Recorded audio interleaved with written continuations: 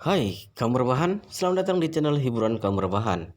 Admin akan melanjutkan menceritakan atau membacakan kelanjutan cerita dari sebuah cerita novel yang sangat menarik, yang sangat seru, yang sangat menghibur, yang sangat layak untuk diikuti dari awal hingga akhir sebuah cerita novel yang berjudul The Story of Chen. Tetapi sebelum melanjutkannya, pastikan kalian sudah subscribe channel ini dan aktifkan lonceng notifikasinya agar tidak ketinggalan jika admin upload video terbaru. Jika kalian menyukai cerita seperti ini, jangan lupa like. Jika berkenan, share juga ke teman lainnya agar teman lainnya juga mendapatkan informasi hiburan di channel ini. Baik, kita lanjutkan di part ke 226 bertepatan dengan bab ke 1067. Nyonya Besar Xiao merasa sedikit bingung. Dia tidak mengerti mengapa setelah putranya bangun, hal pertama yang dia lakukan adalah mencari Malan untuk membuat perhitungan. Jadi dia segera menghampirinya dan bertanya, "Jangan, kenapa kamu ingin mencari Malan?" Secangkan berkata dengan marah, "Malan si tikus yang tidak tahu malu itu menggantungkan puluhan topi hijau di balkon vilanya. Bukankah dia sengaja menghinaku?" Nyonya Besar Xiao dengan ekspresi terkejut. Benarkah dia melakukannya?" Secangkan menjawab, "Ayo lihat denganku agar ibu tahu." Jadi ibu dan anak itu keluar dari pintu bersama-sama. Begitu keluar, Nyonya Besar Xiao langsung melihat 20 topi hijau di balkon Malan. Saat melihatnya, dia benar-benar marah. Nyonya Besar Xiao berkata dengan marah, "Malan sialan, dia pasti sudah melihat video kami rumah sakit. Jadi dia sengaja menghina kami." Jangan mengangguk, mengertakkan giginya dan berkata, "Ya Bu, aku tidak akan pernah memaafkannya. Siaran itu terlalu menghinaku." Ibu dan anak menuju ke pintu Villa Cicen. Lalu Nyonya Besar Xiao mendobrak pintu dan berkata dengan marah, "Malan, bajingan, cepat buka pintu." Mendengar suara teriakan Malan yang berada di balkon lantai tiganya langsung berdiri dan mengutuk. "Wah, wanita tua yang harusnya sudah mati, bukankah seharusnya kamu berada di rumah mengurus menantumu yang hamil? Kenapa kamu malah berteriak-teriak di rumahku?" Ibu dan anak itu juga tidak menyangka Malan bahkan akan langsung menyebutkan kehamilan Ken Hokian. Hal ini membuat ekspresi keduanya terlihat buruk. Bagaimana tidak ada orang yang ingin mempublikasikan keburukan keluarga sendiri, apalagi jika orang lain yang justru menyebutkan rasa sakit mereka. Salah satu yang paling terlihat sedih adalah Xiao Changgan. Begitu dia mendengar Malan menyebutkan kehamilan Ken Hokian, dia berkata, "Hei, kamu bermargama, kamu adalah wanita jalang. Jangan berbicara omong kosong lagi padaku. Percaya atau tidak, aku akan memotong lidahmu." Malan menyeringai dan berkata, "Astaga, kakak, kenapa? Aku tidak tahu bahwa kamu memiliki kemampuan yang luar biasa untuk memotong lidahku." Kemudian dia berkata dengan cemoohan yang disengaja, "Karena kamu memiliki kemampuan ini, mengapa kamu tidak memotong pria yang berselingkuh dengan istrimu dan membuat istrimu hamil? Apa gunanya berkelahi dengan seorang wanita tua di sini? Kamu..."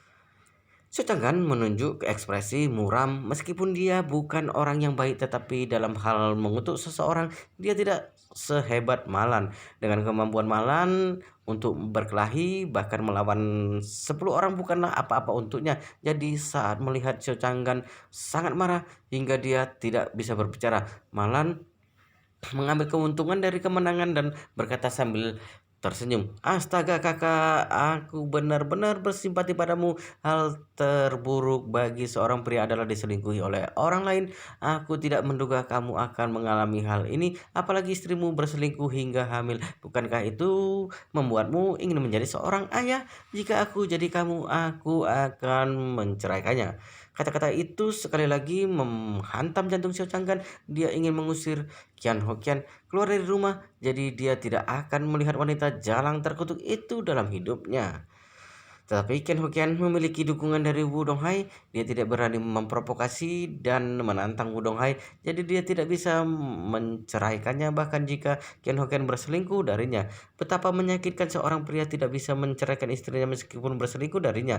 Ini adalah tragedi di dunia dan dia menyangka bahwa dia akan mengalaminya sendiri. Sekarang telah mendengar kata-kata Manlan yang menusuk jantungnya. Xiao Changgan menunjukkan ekspresi marah, wajahnya sangat merah seperti telah ditampar 10.000 kali. Tentu saja Nyonya Besar Xiao juga sangat marah. Dia sangat sombong sepanjang hidupnya, jadi dia tidak ingin reputasi keluarga Xiao tercoreng. Pada awalnya Xiao Weiwei menemani Xiao Ziqian, meskipun itu juga menimbulkan banyak kritik, tetapi pada saat itu Nyonya Besar Xiao sangat tidak berdaya. Selain itu, gadis muda bersama pria kaya bukanlah hal yang langka di masyarakat. Meskipun semua orang menertawakannya, pada kenyataannya hal itu akhirnya telah berlalu. Tetapi kali ini masalah yang disebabkan Ken Hoken berbeda. Ken Hoken benar-benar mempermalukan keluarga Xiao. Apa yang lebih dibenci dalam video mereka telah diunggah di internet. Pada akhirnya seluruh keluarga Xiao telah menjadi bahan tertawaan di Jinling. Tetapi bagaimana juga Nyonya Besar Xiao tidak dapat menerima kehinaan Malan. Wanita yang tidak tahu malu dan murahan berani menertawakan dirinya sendiri. Jadi Nyonya Besar Xiao dengan marah menunjuk Malan dan berkata, "Malan, segera lepaskan semua topi hijau itu. Kalau tidak, jangan salahkan aku karena bersikap kasar padamu." Wow, Malan berkata, "Aku membeli topi hijau ini dengan uangku dan ini adalah rumahku. Aku bisa menggantungkan dimanapun aku mau. Kenapa kamu mengaturku? Apa kamu masih berpikir bahwa kamu adalah Nyonya Besar Xiao yang dulu? Ku beritahu kamu tidak bisa mengatur apa yang harus lakukan di rumahku sendiri." Satu Malan dengan cepat mengubah kata-katanya dengan berkata, "Kamu tidak bisa dan tidak memiliki hak untuk memasuki rumahku. Jika kamu terus mengetuk pintuku, aku akan memanggil polisi dan meminta mereka untuk menangkapmu lagi."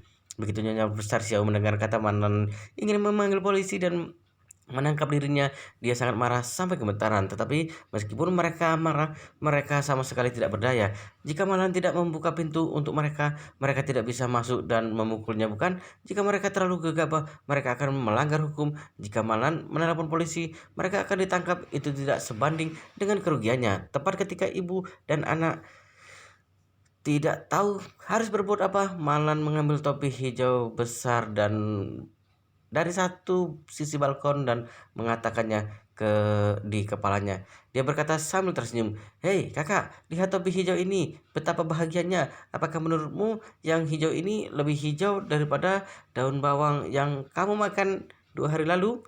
Sambil Malan berbicara, dia mengenakan topinya dan berputar-putar di balkon berkata beberapa kali. Meskipun kakinya sedang sakit, tapi tidak sulit baginya untuk melakukan beberapa tarian itu. Tindakannya membuat Xiao Changgan semakin marah. Pada saat ini Xiao Changgan berada di ambang kehancuran. Dia ingin mengambil senjata roket dan meledakkan Malan di balkon lantai 3 rumahnya. "Malan, dasar jalang, kamu ingin bermain-main denganku? Apakah kamu tahu apa yang akan terjadi jika aku marah?"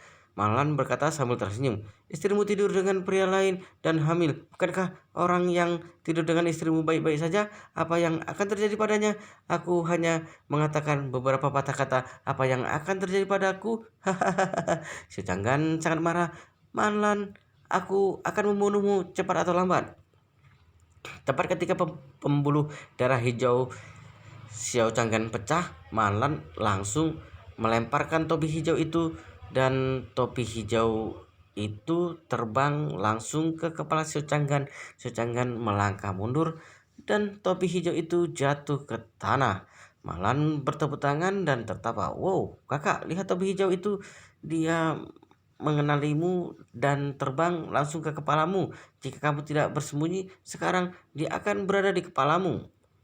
Xiao Changgan benar-benar marah. "Malan, kamu bajingan. Apakah kamu mencari kematian?" Xiao Changgan berkata dengan marah. Saat Malan mendengar ini, dia segera berkata sambil tersenyum, "Kakak, jangan marah. Aku telah menghabiskan ratusan yuan untuk tumpukan topi hijau ini. Aku ingin memberikannya kepadamu."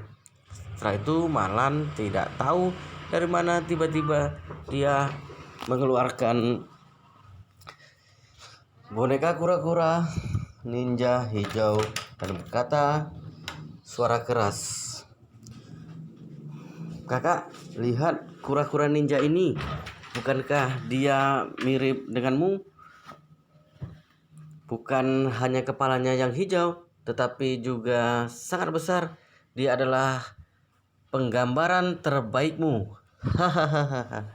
Secanggan benar-benar marah, seluruh tubuhnya gemetar, bahkan suara juga gemetar. Jalang, kenapa kamu tidak mati saja? Kamu sangat jahat. Kamu akan masuk neraka. Malan berkata sambil tersenyum.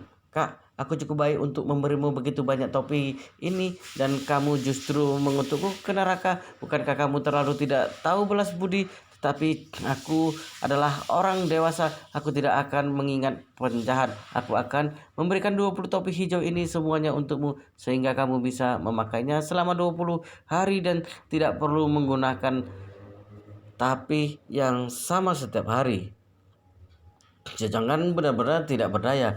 Dia menggetakkan gigi dan berkata, baiklah Malan, tunggu aku. Aku akan menelepon apartemen properti untuk melaporkanmu sekarang. Kemudian dia segera menelepon departemen properti Villa Thompson kelas atas dan berkata, saya pemilik Villa A04. Sekarang saya akan mengeluhkan pemilik Villa A05.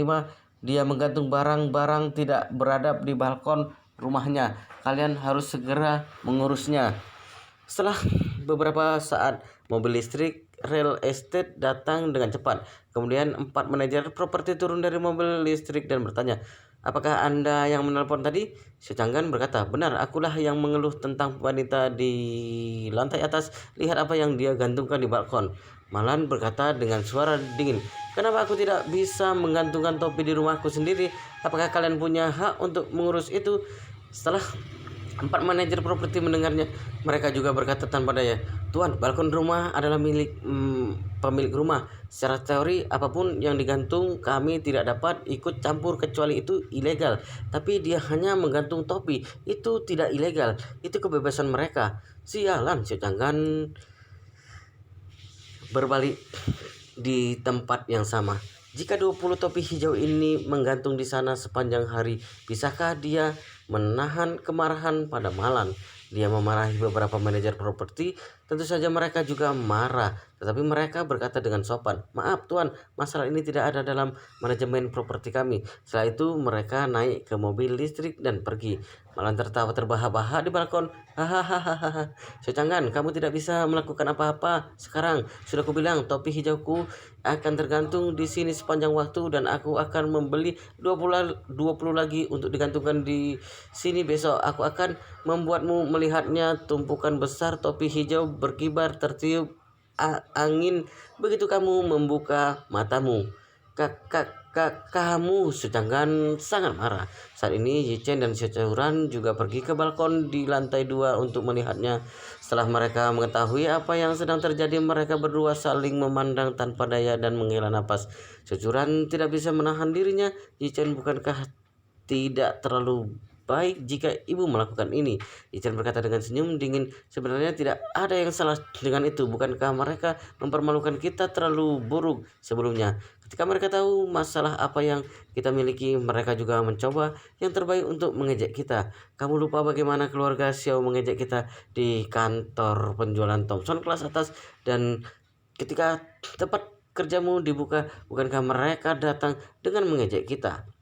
Sekarang ibuku ingin mengejeknya kembali. Kurasa itu hanya untuk membalasnya dengan cara sendiri. Lagi pula itu salah mereka sendiri. Secanggan dan Nyonya Besar Xiao hampir pingsan karena kemarahannya pada Manlan. Tetapi mereka tidak bisa berbuat apa-apa dengan perlakuannya. Mereka berbalik pergi dengan marah. Secanggan berjalan sambil berkata dengan marah, Manlan, sialan, aku akan mencari kesempatan, nanti aku harus membunuhnya. Nyonya Besar Xiao juga berkata dengan marah, jangan berbicara Manlan dulu. Jangan bicarakan Malan dulu. Sekarang, besok bawa si Jalang Kian Hokian untuk menyingkirkan bayi bajingan di perutnya. Ini adalah sangat memalukan bagi keluarga Xiao untuk waktu yang lama. Secanggan juga menunjukkan ekspresi kebencian di wajahnya. Dia mengatakan giginya dan berkata, Bu, jangan khawatir. Aku akan membawanya pergi bersamanya besok. Kembali ke rumah, Xiao Helong dan Xiao Wei baru saja bangun. Mereka berada di ruang tamu menunggu Kian Hokian memasak. Kian Hokian memiliki sisa uang ketika dia menjual mesin kopi terakhir kali. Hari ini dia bermaksud untuk memperbaiki hubungan keluarganya, jadi dia secara khusus menghabiskan uang untuk membeli banyak abalon segar dan menyiapkan hidangan abalon untuk keluarganya. Tumpukan abalon ini berharga ribuan yuan hanya untuk bahan-bahannya, dan bagi Qian Hoqian itu sangat mahal. Ketika Nyonya Besar Xiao melihat Qian Hoqian membeli abalon, pikiran pertamanya adalah sangat bahagia. Lagi pula ada sesuatu yang enak untuk dimakan hari ini. Tetapi kemudian Nyonya Besar Xiao memikirkan bagaimana dia bisa membeli abalon ini. Jadi dia bertanya pada Qian Hoqian, "Dari mana kamu mendapatkan uang untuk membeli abalon ini?" Qian Hoqian berbohong dan berkata, "Dulu seorang teman meminjam sedikit uang padaku saat bermain kartu, tetapi dia tidak membayarnya kembali. Bukankah kita keluar kekurangan uang? Jadi aku mencarinya kembali dan memintanya mengembalikan uangku." Nyonya Besar Xiao mengangguk dengan lembut dan berkata dengan suara dingin, "Transfer semua sisa uang ke rekeningku melalui WeChat. Di masa depan, semua uang dalam keluarga ini akan dikelola olehku, termasuk uang yang diinvestasikan oleh tuanmu ke keluarga Xiao kami. Aku yang akan memutuskan. Jika ada yang berani menyembunyikan uang pribadi di belakangku, maka silakan tinggalkan keluarga ini." Qian segera tersenyum dan berkata, "Jangan khawatir, Bu. Aku akan memberi Ibu semua sisa uangnya. Aku tidak akan meninggalkan satu sen pun untukku sendiri." Nyonya Besar Xiao memandang Xiao Changgan dan berkata dengan suara dingin, "Jangan, sebelum kamu menyembunyikan lebih dari 10 juta yuan di rekening pribadimu, jika kamu tidak memberikannya kepadaku, pada akhirnya semua uang itu hilang. Jadi mulai sekarang, jika kamu berani menyembunyikan uang lagi, jangan salahkan aku jika sebagai ibumu aku tidak berlaku baik padamu. Apakah kamu mendengarku?" Xiao Changgan menganggukkan kepala dan berkata dengan hormat, "Aku tahu, Bu, jangan khawatir. Aku tidak berani menyembunyikan uang pribadiku lagi." Nyonya Besar Xiao mengangguk dan dengan puas. Tampaknya krisis keluarga Xiao membantunya memperkuat posisinya sebagai penguasa keluarga. Dengan cepat, Qian Hoqian membawa banyak abalon yang berbeda ke meja makan. Pesta abalon, tentu saja setiap hidangan adalah abalon. Mie abalon kukus, abalon rebus, sashimi abalon, sup abalon, dan lain-lain. Karena bahannya bagus, setiap hidangan rasanya sangat enak. Namun di meja makan, Qian Hoqian sendiri hanya makan semangkok mie telur. Yang Chun biasa, dia tidak makan abalon. Xiaowei sedikit terkejut dan bertanya padanya, "Bu, mengapa ibu tidak makan abalon setelah memasaknya? Bukankah seharusnya ibu memakannya?" Qin Hoqian malu untuk mengatakan yang sebenarnya. Bagaimana dia bisa memberitahu putrinya bahwa dia tidak bisa makan makanan laut karena berbagai penyakit kelamin yang menular. Jadi dia hanya bisa berkata, "Perutku sakit selama 2 hari ini, aku tidak bisa makan makanan laut." Zhou Changgan yang baru saja diprovokasi oleh Malan menjadi sangat marah. Dia memelototinya dengan marah dan berkata dengan suara dingin, "Bahkan jika kamu ingin makan makanan laut, kamu tidak pantas mendapatkannya. Lagi pula apa salahnya makanan laut? Apakah itu akan mengganggu anak haram di perutmu?" Mendengar kata-kata Xiao Changgat yang melecehkannya, Qian Hoqian merasa malu dan juga marah, tetapi dia tidak berani mengatakannya. Dia masih berharap untuk bahagia di rumah. Jadi dia akan mengalah berharap Xiao Changgan dapat menerima dirinya lagi sesegera mungkin. Xiao Changgan membenci Qian Hoqian, dia membenci Qian Hoqian, tetapi dia tidak membenci abalon. Jadi sambil makan abalon, dia berkata dengan dingin, "Wanita sepertimu yang tidak memenuhi prinsip wanita harus memainkan peran yang baik sebagai pelayan jika masih ingin tinggal di keluarga ini." Qian Hoqian tidak punya pilihan selain makan mie-nya sendiri tanpa bicara. Sebenarnya Qian Hoqian tidak tahu bahwa suaminya telah terinfeksi penyakit menular seksualnya. Jika dia tahu, dia tidak akan membuat makan malam abalon untuk suaminya. Dia tahu bahwa Xiao Changgan paling menyukai abalon, jadi dia membuat hidangan abalon untuk menyenangkannya.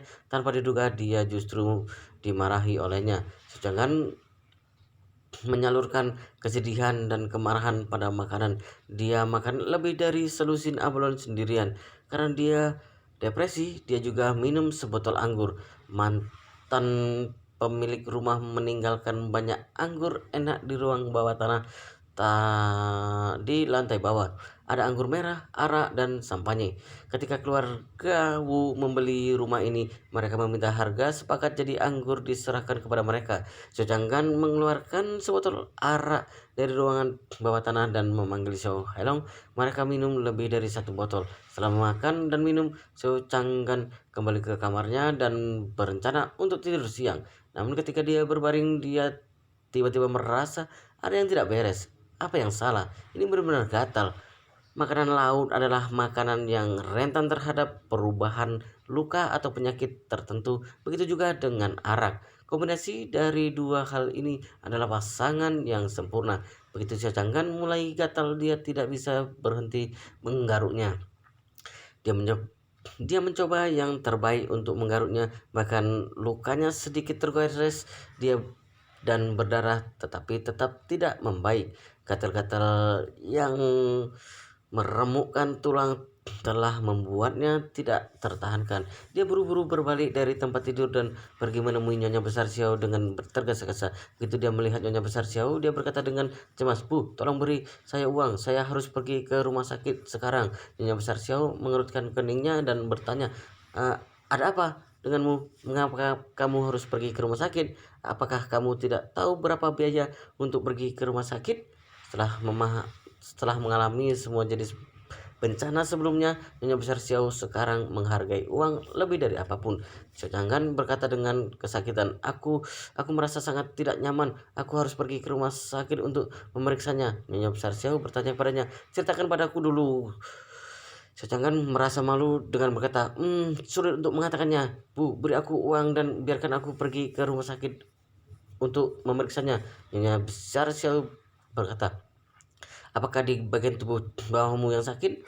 Cocongan tidak menyangka ibunya bisa menebak dengan benar secara tiba-tiba. Karena malu, dia berkata, "Aku masih tidak yakin sekarang, jadi aku ingin pergi ke rumah sakit untuk memeriksanya." Nyonya Besar Xiao tampak terkejut dan berkata, "Apakah kamu dan si Jalang Kian melakukan hubungan intim beberapa hari yang lalu?" Si Jangan ragu-ragu sejenak dan mengangguk dengan lembut. "Ketika aku berada di keluargamu, aku melakukannya dengan hari itu." Wow, luar biasa sekali guys, ceritanya sangat menarik, sangat seru, sangat membuat kita penasaran jika tidak tahu kelanjutan ceritanya.